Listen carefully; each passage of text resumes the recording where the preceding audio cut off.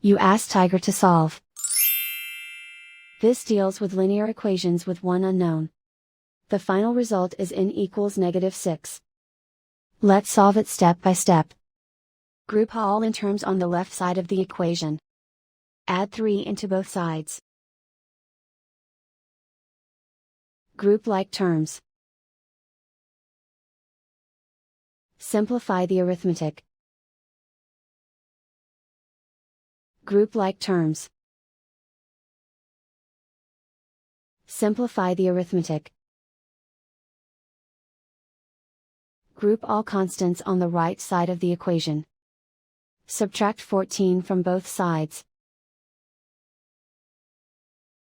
Simplify the arithmetic.